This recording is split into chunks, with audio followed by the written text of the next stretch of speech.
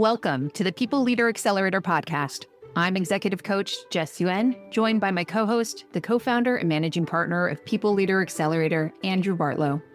On this show, we dive deep with business and HR leaders to uncover what really works when it comes to building high-performing organizations, navigating leadership challenges, and making better management decisions. Whether you're the first people leader at a startup or a seasoned executive at a company with scale, you'll find practical insights you can apply right away. For show notes and free bonus resources, visit peopleleaderaccelerator.com/podcast.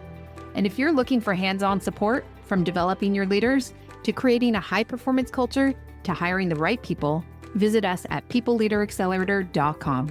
We'd love to help. Let's get into today's episode.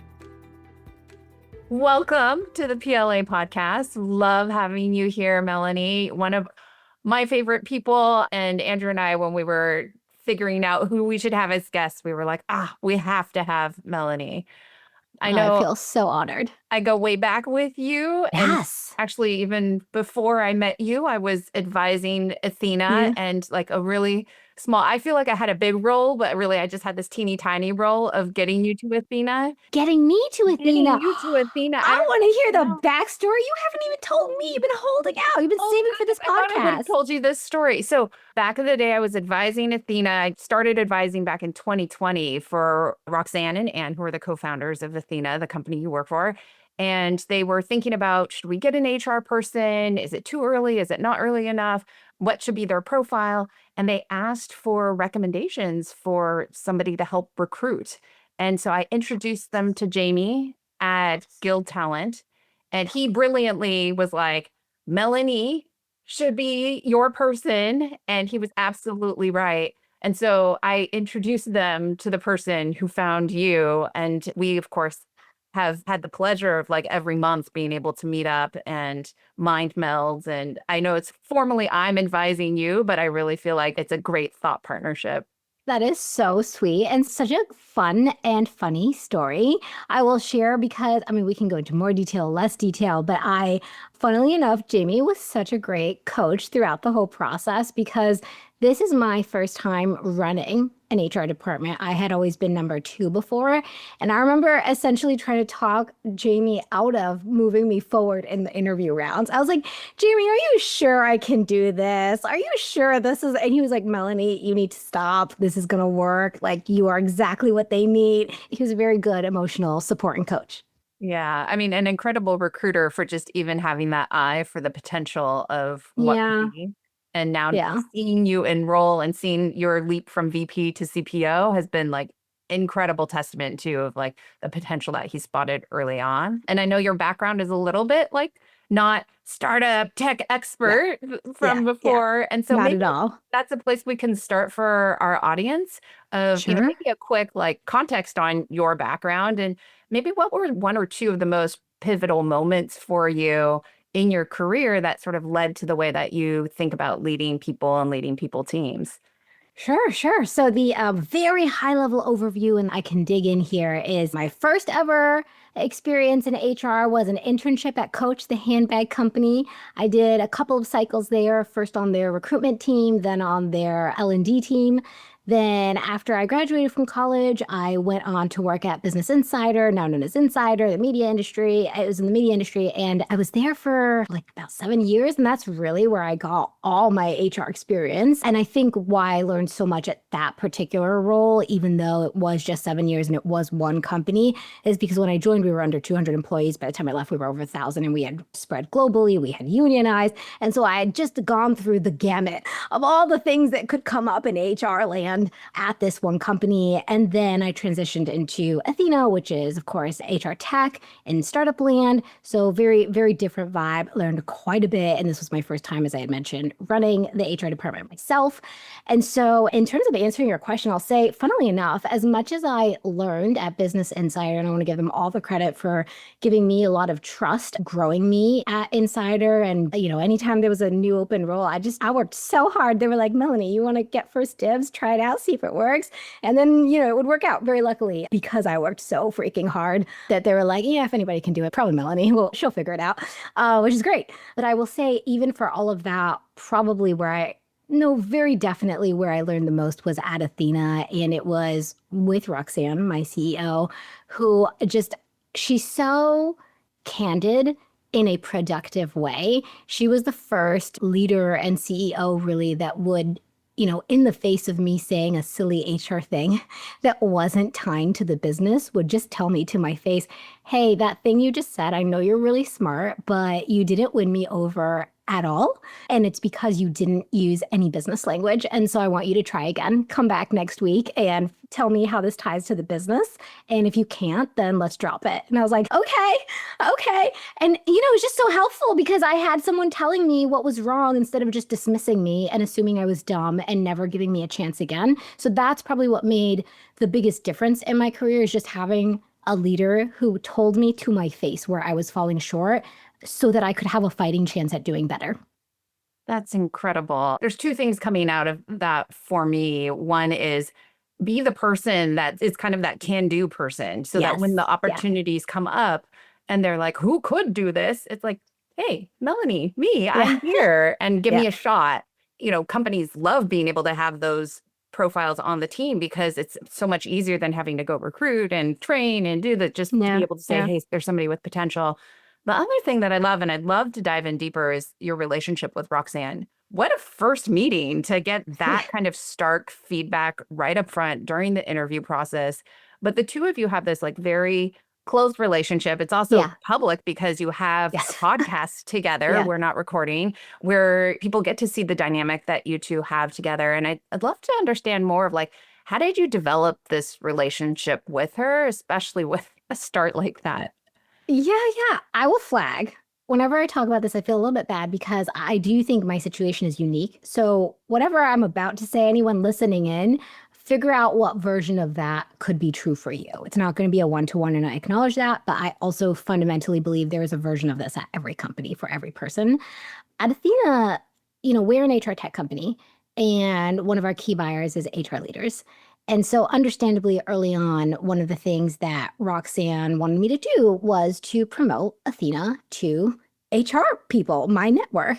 And part of that entailed promoting resources that we would create for HR partners. And every company has this. Your marketing team, will put together top 3 trends that every HR leader should be looking at. And listen, for all the skill and expertise that our marketing team has, because they are just phenomenal, let me start with that. It doesn't change the fact that they're not HR and they don't know the HR experience. And so early on, Roxanne would ask me to promote certain things. I would read them and I had to say to her really honestly, in a kind but direct way, I don't want to put my name next to this.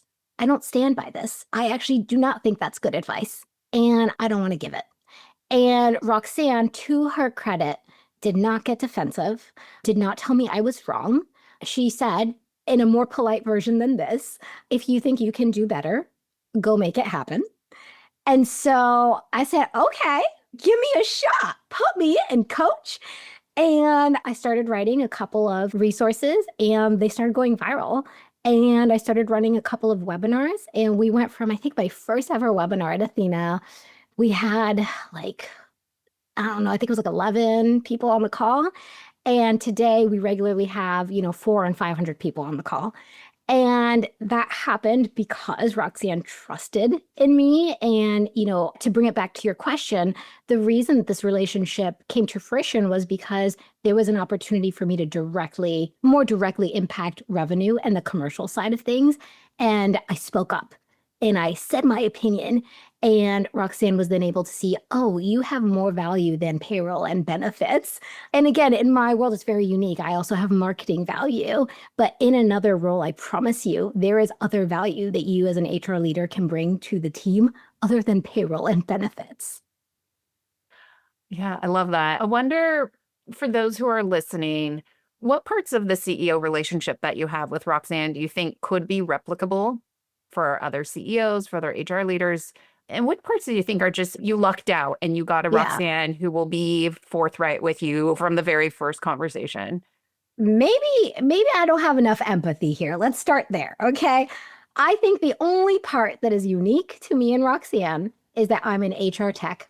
And so the thing that I've spent my whole career developing is key to one of the personas that she is selling to. Everything else I think is replicable. And what I mean by that is every CEO has priorities that they care about that are the most important thing to them. And what I did was I found the things that Roxanne cares most about, and I did everything in my power to optimize my entire role around that. How can I bring value to the things that you care about? In her case, one of them was the marketing side of things, but there have been others. That's just one piece of my role, right? I have not become a marketer. I'm still HR. And so the other part obviously is increasing revenue, fine, marketing. The other part is reducing our burn. And lastly, it's maximizing our talent density so that every dollar spent is optimally spent, is bringing optimal return on investment. And so really all I've done is find those things and find a way to partner with Roxanne to give her exactly what she wants, which for the record, I think is an HR person's job. Your job is to drive the business through people strategy, however that looks for you at your company. Yeah, there's also something in here that's really straightforward to some degree, which is like figure out what your CEO cares about and then align to that, right? And for the record, you already know 2, maybe you know 3. Every CEO cares about increasing revenue, reducing burn, and making sure that every dollar spent is optimally spent. Like these are not unique things to Roxanne. I will just throw out there. I'm sure there's a unique thing for every mission, every company specific product, but those 3 things, they don't change company to company, unless maybe if you're working at a nonprofit or something. Yes. And the thing that if anybody's listening and not watching the video on this is that like as Melanie was listing out like those 3 things, Andrew was making a sign of like money. All of these things are around optimizing money. And I think that is right. And sometimes as HR leaders, we're optimizing around the empathy or the people or the happiness or the productivity. And at the end of the day, even those all play into the equation for a business, like businesses are there in order to continue to run. They need to run profitably eventually. The money equation is really important. So CEOs have to think about it. Totally. I think about that with like performance management, for example. I say this with empathy too. Like I've been that HR professional. I'm sure that sometimes I still am that HR professional, but I see a lot of HR professionals pushing for the right things in the wrong ways. So we need to move quickly to terminate this person. But they use arguments like they're toxic. They make everyone feel bad. They're rude. They don't follow the rules. They keep breaking policy. That's not really what your CEO cares about. What they care about is, I just took a look at our quota attainment last quarter and we fell short by 50%. And you want to know why? When I did some digging, I found out it's because this product person didn't do this thing because that person was an asshole to them. And they just stopped talking to each other and they missed communicating about this key product, that feature that we didn't create. And therefore we lost out on all these sales. Or it's because, you know why? Because the marketing team is not open to feedback. So they're building pipeline, but it's crap pipeline that the sales team can't turn into actual business. But you know what? We never dealt with that because you love this marketing person because they created so many MQLs, but they were crap MQLs, but we're not acknowledging that, right? That your CEO cares about. They care if you missed quota. They will always care. So it's the same thing, right? This person is not the right person for the team, but the argument that you use can center around, what is right, the human experience, or it can center around what is essential for the business to meet its goals. Before we get back to the conversation, here's a quick word about People Leader Accelerator.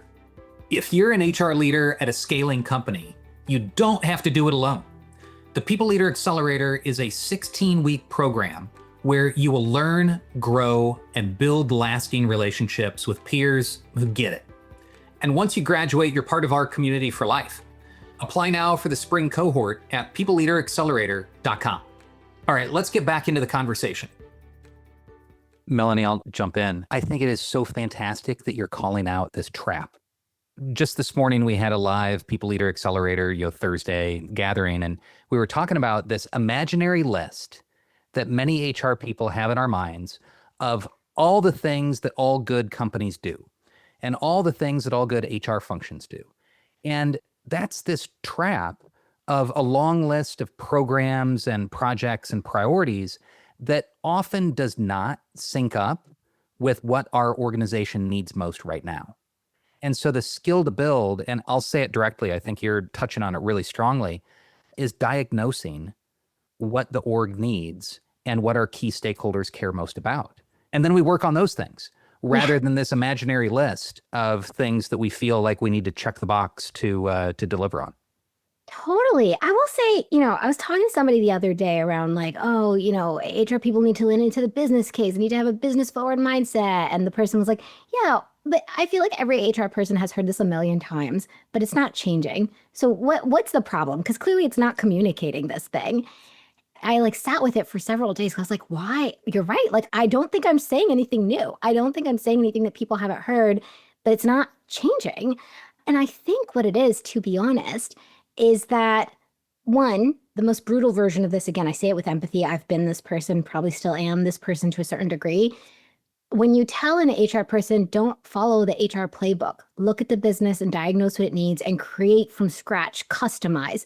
I don't think they know how to do that. No one has ever told them how to do that. That's like telling someone who, I don't know, I'm going to be terrible at an analogy, someone who's raised cats all their lives and now has got to raise dogs. And it's like, you can figure it out. You know how to raise cats, you can figure it out, but they're different animals. That was a terrible analogy. But it's just, you're telling someone to do a completely different thing that they've never done before. And that's hard.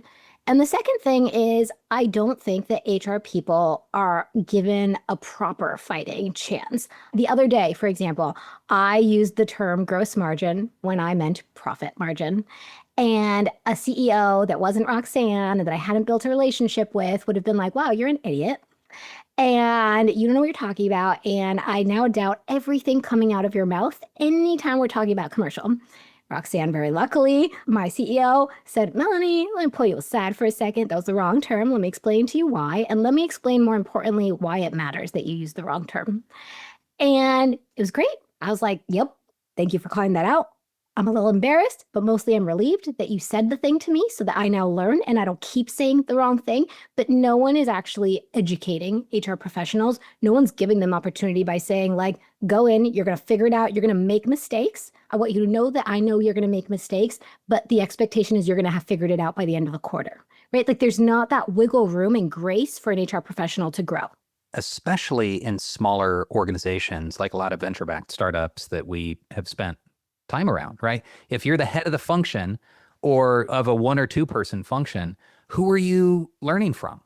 Yeah, totally. You don't get the opportunity to see and hear and feel others do it well. I was blessed by having a couple of great academy companies in my background. I worked at General Electric, I worked at Pepsi, who are giant orgs that are very, very different than startups, but they're well known for having HR deeply connected to the business. And so I have got a great program. Yeah. So having those role models is ideal. And if you're not at a big company, you've got to find out where to get those role models, because otherwise attending a webinar probably won't do it for you, right? Getting to that next level, that next layer beyond, I'm a business partner, I'm strategic, but really peeling it back to say, what does that mean?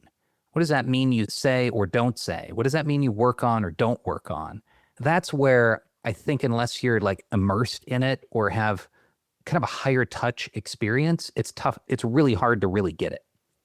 I think that's exactly right. And the point that I want to double click on is the agency piece. Because you talked about okay, webinars maybe aren't going to do it for you. So how are you going to find that person that helps you?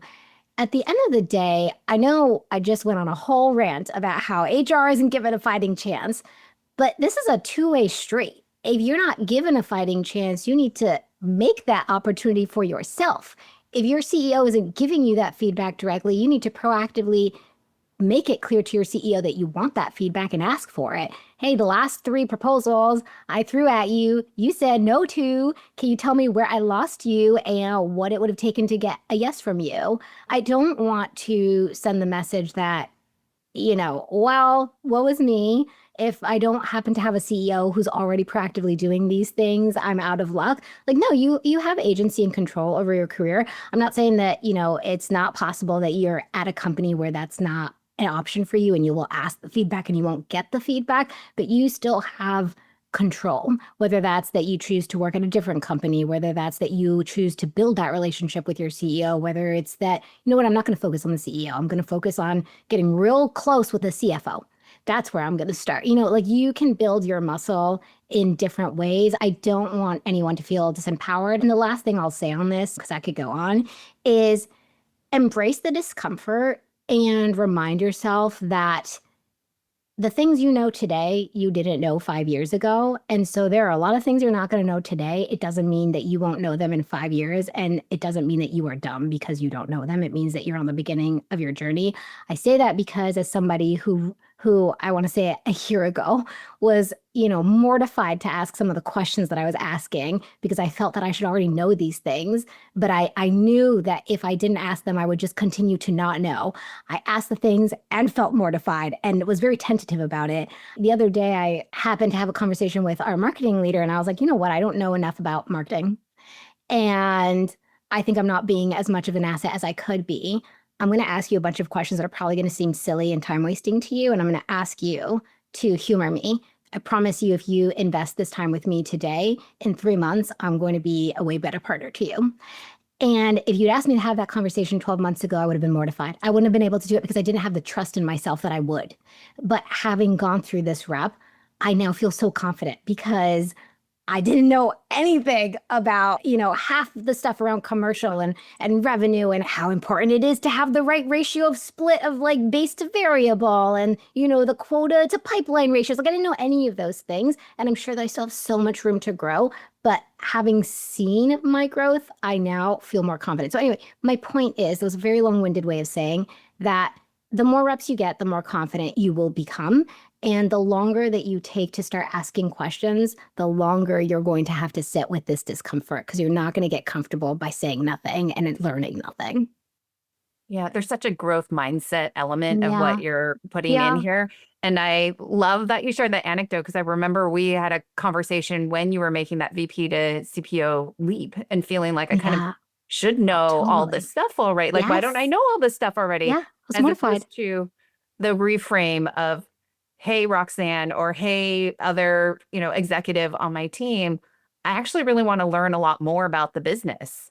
And I'm going to ask you a bunch of questions and I'm going to, ask for definitions of things that I've just sort of like let go over my head all this time. And so sort of have grace with me for the next few months while I sort of get my bearings around it. I think when we talk about proactiveness for people leaders, it looks like this. It looks like who within my leadership team can I go to, whether it's the CFO or it's the finance analyst, frankly, but like who knows more than me about this that I can go to and ask these questions and kind of say like, I'm going to be a little bit silly here. Bear with me. And like, hopefully I can get us to a much better place from the HR people lens, having, known that and coming from that perspective. And for the record, no one responded poorly. Everyone was so excited. They were like, yes, good. Thank you. I want you to know this stuff so we can talk about it. I'm very lucky that we also have a great leadership team. So maybe the dynamics might be different somewhere else. But I will say, by and large, people were just like thrilled to be sharing this information with me. And they were thrilled that I was really paying attention and investing time and educating myself. Yeah, well, hot take for the audience. And in that, Melanie, you work at an HR tech company and you realize that you have a contribution to make in marketing. You also put the investment into marketing. And for our listeners that may not be at HR tech, that their impact might be in revenue or might be in cost control. My encouragement for the listeners would be go have a conversation today with your FP&A director or manager. That's financial planning and analysis. It's usually the number 2 finance person in a smaller, mid-sized organization, and they're often involved in budget planning, workforce planning, headcount planning, anything involving costs and bonuses and pay increases. Oh my goodness, through the vast majority of my career, either the top finance person or more often the FP&A leader was my closest connection inside an organization. Yeah, I think that's really smart advice. The more you can know about finance, the better, just because it will empower you to come to the table with just the kind of language and information that your CEO will care about. I was reading a LinkedIn post the other day. Somebody wrote a post about how like somebody knew all the things around. They came to the table knowing all the things about like, what's our average time to fill? What's a cost per hire? But their CEO asked them like, okay, but like what impact are these 10 hires going to have to our margins? And she was like, I don't know. Wait, what? I'm supposed to know that? And so that's the kind of language and information that your finance team will equip you with. Exactly. I mean, I feel like that business-minded, business-oriented mindset is one of the biggest shifts that we saw as with the leap from VP of People to Chief People Officer. Are there other things for anybody who's thinking about, hey, I want to get to that CPO role one day? Are there other mindset shifts that you would encourage or recommend that they embrace? Certainly, I think it's the importance of the leadership team mindset over your own department mindset. Like you need to be a business leader first and an HR leader second. If you are, trying to get the sales team to do performance reviews at the expense of them hitting quota, that's a problem. That's a real problem. And if your response is, well, then clearly you don't care about people and talent density, that's a problem because that's not what that means. You're not meeting your team halfway. I can talk about this because by the time this episode comes out, I'm sure we will have talked to our employees about it. But, I'm looking at things like our benefits renewals. It's pretty darn expensive. And so I can't take up all the budget that is going to eat into our commercial team's ability to hit their goals, into our product team's ability to build out the features that we need to empower our commercial team to hit their goals. And so I absolutely am going to be looking at the budget, not from what is my HR budget perspective? I'm going to be looking at that budget from the perspective of what does the business need to achieve its goals? And does it make more sense for me to give up some of my budget to empower that? Or does it make sense for me to hold on to my budget and ask for more to empower that? But it's all got to be in service of empowering the business to hit its goals, not in service of what's going to make employees happiest, what is going to make us, make the front page news of most progressive employer out there. I would only want that if that was going to be in service of driving the business forward. I would not want that just so that I could feel like cutting edge HR. Yeah. And that piece of the budget isn't just like my HR budget isn't the scope that I'm looking at, but I'm looking at the holistic budget and the trade-off of dollars that is going to be happening across the board there. Yeah, totally. 100% agree. So I think, there's some obvious stuff that maybe isn't specific to the CPO role, but just best practices in HR is really listen, right? If your managers are telling you we want manager training, but they never attend the training and it's because they don't have enough time, don't say, well, you'd make the time if you really cared about it. They don't have the time. So how can you make this lower lift for them? Actually listen and partner with them. And I guess maybe the last thing I'll say is tying back to caring about what the CEO cares about, really understand how your company makes money. Learn the commercial motion. What is it that your company is selling? What is the vision? What is the product? Who is your ICP? How are you targeting them? Those things matter to your CEO because they show your CEO that you are really integrated into the business. You're not just thinking about the employees, which is important. That's an important aspect of business success, but it is not the only aspect of business success. And again, I think this is the common trope, but if all I optimized for was our employees, we'd be out of business in a month because I would pay for all the employee perks. I would pay for all the employee benefits. And guess what? In a month, we would have no money to employ these employees. It's all an ecosystem that has to be in balance. And one of those key things you need to educate yourself is on how your company makes money. What I'm hearing you share is describing a balance between, employee orientation and business orientation as well. So how do you reach a great outcome for both groups? And both groups should be playing on the same team. When they're not playing on the same team, that's where there's problems. Last note on this, actually, because you just made me think about this. You should be really freaking transparent with your employees about this thought process. Because I have seen that often be where this breaks down, is that there are misaligned expectations between the employees and the employer about how this all works. And an employee might not understand that you had to make a cut on benefits in service of driving the business forward and being able to continue to afford to give them their promotions and increases. And instead, they may interpret that as you not caring about them, you not thinking about them, you taking them for granted. And so I would say bring your employees on this journey with them. That is a unique value that the people team brings, right? That is part of people strategy, understanding change management, understanding effective communication, understanding what motivates employees, vision setting, painting a clear picture and a narrative that you can stand by, coaching your CEO to say those things that they might think are not that important, but actually are and make a big difference, right? These are all elements that the people team brings to the table. I say that to say for like anyone who's listening in and is feeling like, no, this has nothing to do with people. I feel so uninspired. This is not why I joined the people team. Those things don't go away. Those things are still there. This is just empowering you to do those things more effectively. You are going to win over your CEO and convince them to say these things more effectively if you can use the business language and the terms and lean on the priorities that they care about most. There's a bit of this that's like translation. When I hear about like using business language, like our job is to translate the importance of these things, but through a business lens allows us to just land that much more effectively. It's like, can we be the, Google Translate equivalent between sort of the CEO's language and the employee's language and make sure that the communication is as clear and smooth as possible?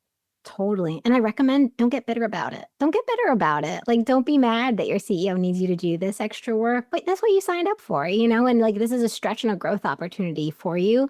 And also, life is just less miserable when you look at it as a growth opportunity versus, oh, my CEO's lazy, they don't care. I like to look at it as an opportunity to like, you know what, my CEO trusts me enough to give me this job, which is to translate things for them. Just like be excited about it. If you're not excited about it, it's possible that this is not the right role for you. And that's okay too. But if you want to do it, do it in a less miserable way. That's powerful, Melanie. Right. Well, and it connects back to a word that you used that I want to put a big circle around, and that's agency earlier. So like taking agency for your experience, taking agency for your own growth. And, times have been better for HR leaders. They've been worse too. Like it was pretty bad for a while there during COVID with like the perfect storm of everything hitting all at the same time. But times have been better for HR leaders. And there's this sense that I hear from mid to early career HR leaders that I'd love for you to comment on. And that is that there's this power imbalance with me as the HR leader who is part of the leadership team, at least in name, but I'm the youngest person by far. I'm the earliest in my career by far, usually. I'm often the only female or the only person of color around that group. And there is a sense of power imbalance as a result of these stacked demographics. I don't know if I've told you this directly. I'll tell our whole audience now. You are required reading in People Leader Accelerator on this topic. You are on another podcast that we love, Modern People Leader. Yeah. Hello, Stephen and Daniel. You talk about, and I'm hoping that you'll expand on it here, about how to deal with that difference in demographics and that difference in power dynamics. Would you mind sharing for our audience, just what are your suggestions how to deal with that? So I'll say the tough and maybe controversial thing first, which is, gosh, I don't know if I've ever said it this directly on a recorded podcast. Okay, well, we'll learn. We'll see if I get canceled. I think that saying, well, they're treating me differently and giving me less respect because I'm a woman, and maybe even because I'm a woman of color, is not productive. It might be true, but it's not productive. It doesn't get you anywhere. And also, you don't know if it's true, but it might be true. And so for me, I have never found it helpful or empowering or motivational for me personally, to say, I'm upset and there's nothing I can do because of this, Or I know for sure you were treating me differently because I'm a woman, and therefore, like, you need to change your ways. The reality is, if it's happening here, it's happening everywhere. And I'm not saying that's right. I want to be very clear. I'm not saying that's right. But what I am saying is it's very important for me to feel in control of my own destiny. And so what I do in those scenarios is I focus on what is within my control. And what is within my control is the ability to ask really direct questions, to change my behavior, to connect with the right people, to drive change. And so if I was, let's give like a very real common example. Let's say, for example, I was on a call, I was the only woman of color, and I was constantly interrupted. And every time I shared an idea, they ignored it, and then they repeated the idea over. I would not say to that person, listen, buddy, I'm the only woman of color here, and I'm the only one you interrupted. And I happened to say this thing, and then Tom over there said it, and suddenly you cared. And let me show you these 5 statistics that show that this, was definitely an example of sexism. I don't know where that's going to get me, because quite frankly, I think that's going to put the person on the defensive. I have no proof that that's actually why it happened. And also, where do we go from here? Now I've derailed the conversation. Now we're talking about sexism instead of talking about the thing I was trying to drive forward in the first place. What I, in that position, would do would just say, hey, Mr. or Miss or whatever CEO, I noticed that Tom said such and such and that you were won over. That's really cool. But I'm struggling to connect the dots here. I'm coming to you from a place of humility because I want to learn from my mistakes. I actually shared that same idea 3 months ago, and it got vetoed. I'm coming to you not from a place of defensiveness, but from a place of curiosity. Can you help me understand what is the difference between how Tom approached this and how I approached this? And why were you won over when Tom said it and not when I said it? And what I like about that approach is that you're not making any assumptions other than good intent. And it gives this person, whoever they be, the CEO, the CFO, whoever, the opportunity to either take a step back and say, shoot, there is no difference. I'm not sure. I'm going to need to think on that. Thanks for bringing it up in a way that doesn't get their hackles rising, as it would happen to anyone, right? It's that fight or flight response. Or, which is, I find is more often the case, I have to say, for me anyway, in my experience, they will give you some real, actual information about where you fell short. You didn't come with the numbers. You talked about it from a perspective of employee morale and happiness, as opposed to pushing the business forward. Maybe, quite frankly, it was just your role and experience. I had Roxanne actually do this to me once. We have a fractional CFO who proposed something and she approved it without any pressure testing. Was like, yep, sounds good. And I said to Roxanne, hey, I came to you, a couple months ago with something, and you made me go back and you made me poll multiple people from different size companies and then do a whole write-up. And I'm trying to understand why that is. And she told me point blank, in the kindest way, Melanie, this is a new area for you. And so, yeah, I do want you to come with more facts to show that this isn't a shot in the dark. You based it on data. Once you have a few years under your belt, I'm going to approve things more quickly. Remember that benefits renewal request that you sent my way? How quickly did I approve that? 2 seconds, because I didn't need to question your expertise here, but I did need to question it here. And I was like, yeah, smart call. That's right. But it helps me understand, she's not treating us differently because I'm a woman and he's a man. She's treating me differently because I have different experience. Now, I'm not saying that's always the case. I'm not trying to dismiss. Sexism is real. Racism is real. Bias is real. These things are real. And also, I have found that the most productive approach for me has been to approach from an assumption of good intent and curiosity. Wow. Thank you for sharing. And thank you for sharing the actual words and actual language that some of our listeners who are in HR leadership roles where you might feel that you're being slighted in some way. How do you deal with that? And it is a very common occurrence where we're the youngest or least experienced or the only in some way around the table. And, the same has happened for me in different ways in my career. And you need to figure out how to be successful in that environment or figure out how to find another environment. Yes, that's true. And by the way, like, I'm going to say this out of fear and paranoia, but also because I really mean it. Listen, this is what works for me, right? If you hear this and you're so turned off by it and you're like, that's not true to who I am and misaligned with my values and how I want to approach things and the conversations I want to have, a lot of people feel like I need to bring my whole self to work and I need to say exactly what I'm feeling. If that's true for you, go for it. Obviously, I would say think about what the trade-offs are and make sure that you're comfortable with that. But if you are, then do that, right? Like do what is right for you. I'm just saying what has worked for me and what I have seen, what I would personally recommend if someone came to me for guidance. Yeah. And I appreciate that, like, you're calling out too of like, figure out the best ways to be able to land the impact that you want at the end of the day.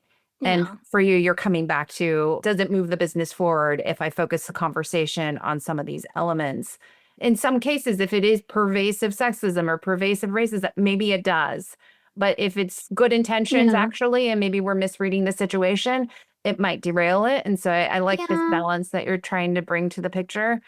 I also wonder that, like, if we put the wrong assumptions in, does it then magnify what we are most worried about anyway? That I am the youngest, and now I've drawn everybody's attention to it, whereas maybe no one was thinking about that in the first place. That is a fair point that you can make someone hyper aware and then worried to say certain things, or then now they are treating you differently because they're concerned that something could come across a way that it didn't mean to. So, yeah, I think all of that. And then I think maybe I should just be a little bit braver and say what I'm really thinking, which is, to be honest, I don't like bringing my whole self to work. That's not what I come to work for. There are parts of my life and my identity and just my personal life I don't want to talk about at work. And I think that should be okay. Like, I don't want to talk about my sexual identity and race with my boss. Like, that's not of interest to me. And so that for sure impacts part of how I approach these things.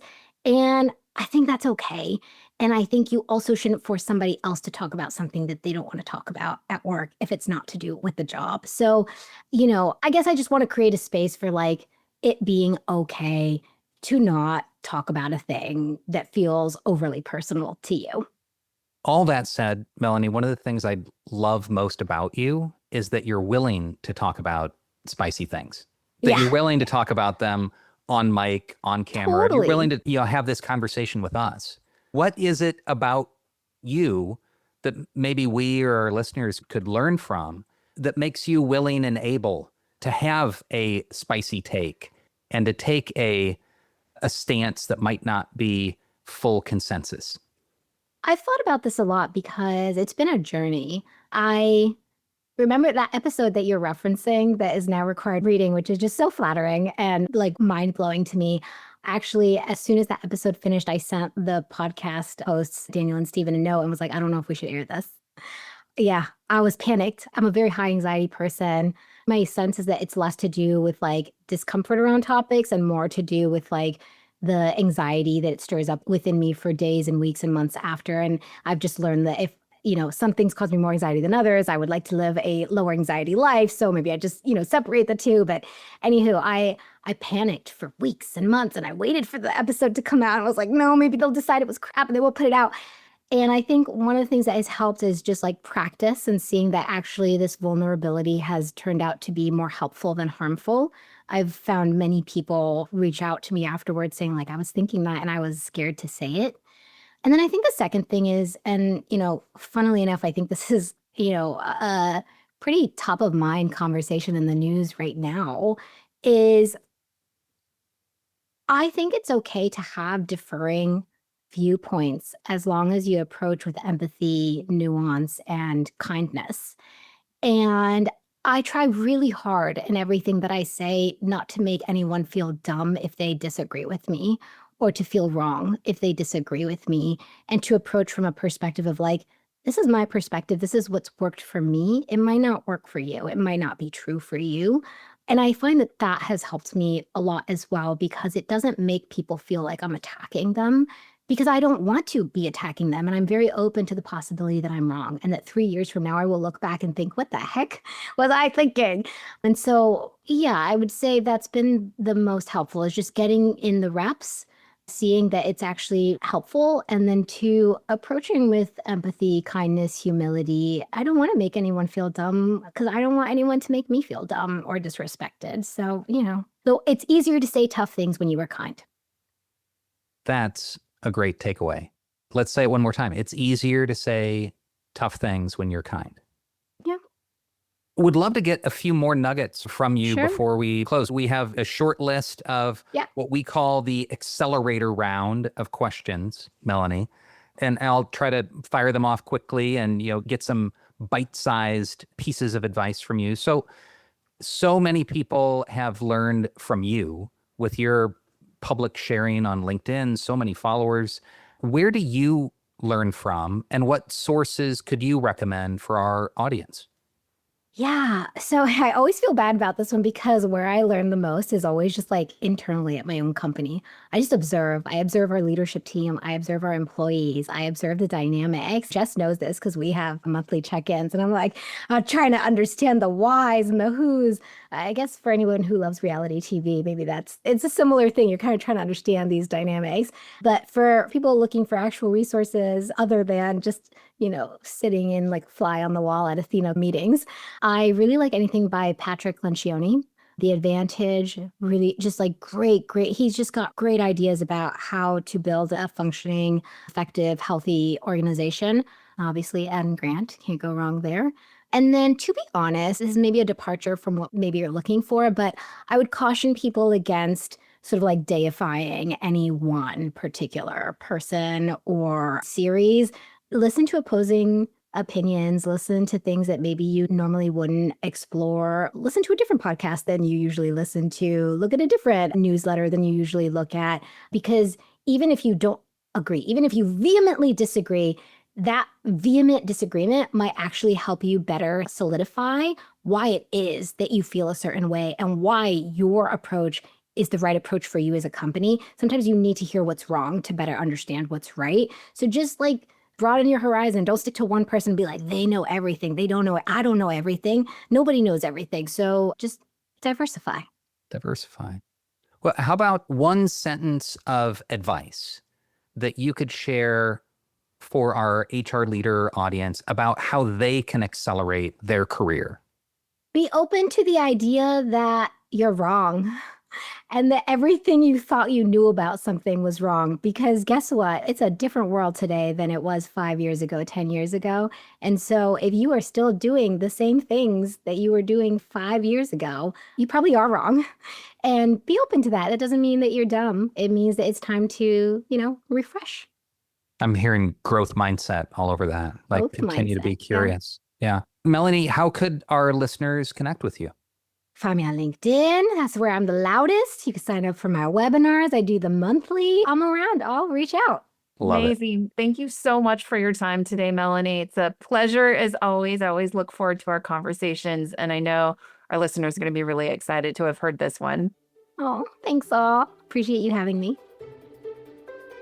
Thanks for joining us on today's episode of People Leader Accelerator Podcast, where we talk with business and HR leaders about what makes great leadership and great work. We hope you walked away with at least one game-changing insight for you and your team. You can find show notes and free bonus resources at peopleleaderaccelerator.com/podcast. If today's conversation sparked something for you, hit subscribe, leave a quick review, and share this episode with that one colleague who really needs to hear it. You know who I'm talking about. And if you're currently navigating the tricky waters of hiring top talent, developing leaders who actually lead, or building a culture that fuels growth, let's talk. You can find us at peopleleaderaccelerator.com. We're here to help you and your team not just survive, but truly thrive. I'm Jess Yuen, and on behalf of my co-host, Andrew Bartlow, thanks for investing your valuable time with us. Be sure to hit that subscribe button so you don't miss a single episode. Until next time, keep learning and keep leading.